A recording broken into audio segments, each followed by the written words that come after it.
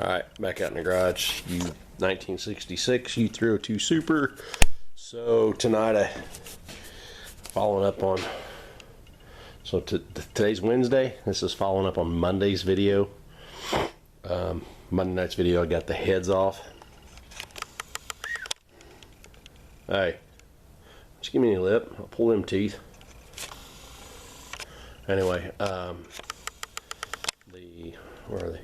There they are. Heads are off. So tonight I went ahead and got the side plate off. It's laying over there next to the heads. Got the side plate off. When I was looking at it earlier, I realized there was still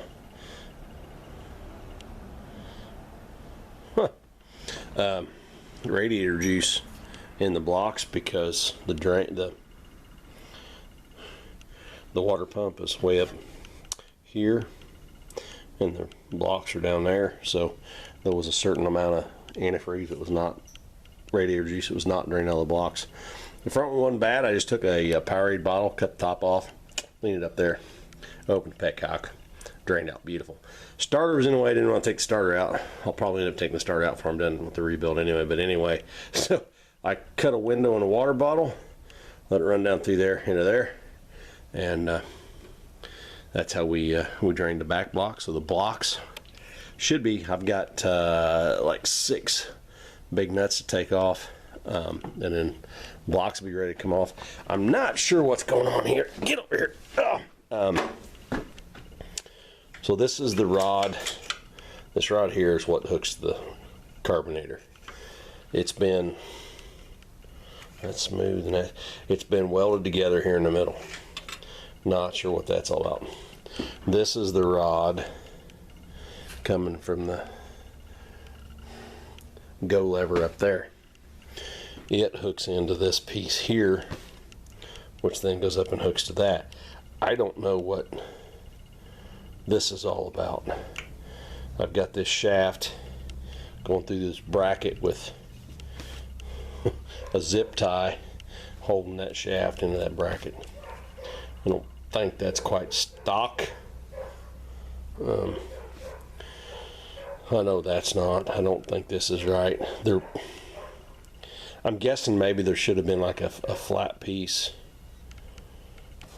maybe that slid over this with a hole in it, that then hooked on this with a cotter pin to keep it all on. I don't know. I'm gonna go probably later. If I do another video later tonight, I may walk out to the 445 and see just what is going on with all that on the 445, because it should be very similar linkage down in here. If not, when I get down to the farm next, I'll look at the Jetstar 3 and see what it's got going on.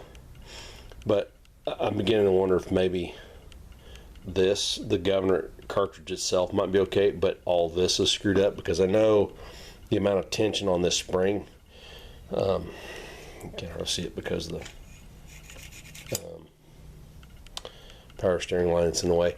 I know the tension on that spring affects our ERPMs and stuff, so remember that's there. Remember that's there. We need to get it back in there before I go too much further. So anyway, that's what's going on this side. Oh, I know I had mentioned in one of the previous videos, well, we'll get to that in a minute. Something I noticed when I got the side plate off that has me a little concerned is maybe some of you guys that have worked on these newer Molines that follow my channel, if not, whatever. Rod bolt, connecting rod cap bolt. I'm not seeing any kind of a lock of any kind. There's like on these bolts, so I really don't know. It really has me worried. And then I also noticed down in here, I'll show up that shiny bit right there. That's the top of like the oil pickup, and it really looks like maybe a rod bolt came out and smacked that and kind of oop-de-dooped a groove in it. So anyway, the lack of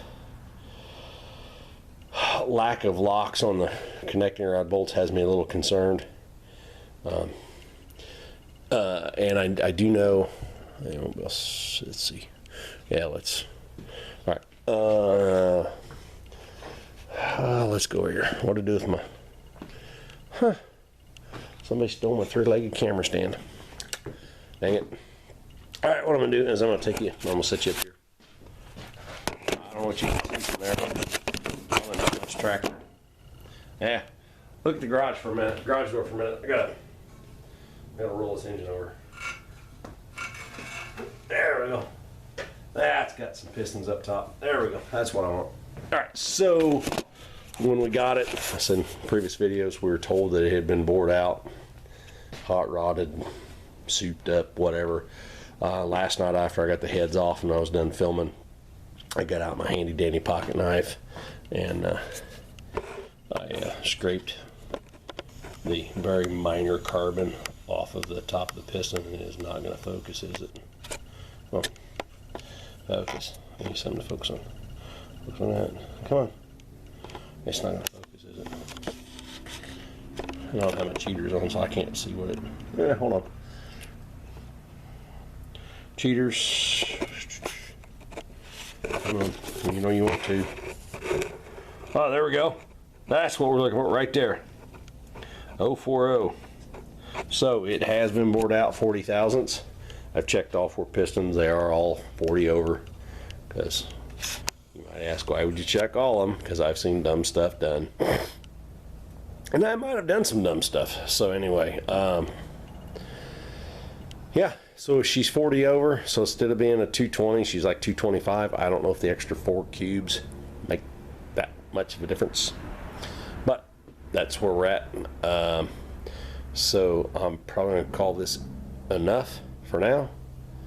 I'm going to get connecting rod bolts and get the connecting rods off the crank so we can shove the pistons up to the top and try and get those blocks. I got to take those 6 nuts off and then try and get those blocks off of there. I'm really curious to see if they put it together with no locks on the rod bolts, whether or not they got the ring gaps staggered, because this thing had a lot of blow by. There's not a lot of carbon build up. There's not a ring groove or ring step, whatever, at the top of the cylinders. They're shiny, I mean, like almost mirror finish down in there. So I'm curious to see what kind of condition the rings are in when I get it apart. Yeah, we'll go ahead and pull it apart. I'm gonna get cleaned up. Dinner's gonna be ready soon. I'm gonna probably go in and get cleaned up and upload 2 videos from Tuesday night plus tonight. Have some dinner, then we'll come back out and get those rods off, try and get those blocks off of there, and see just what we got going on with those pistons and rings, and we'll go from there. So anyway, I'll be back.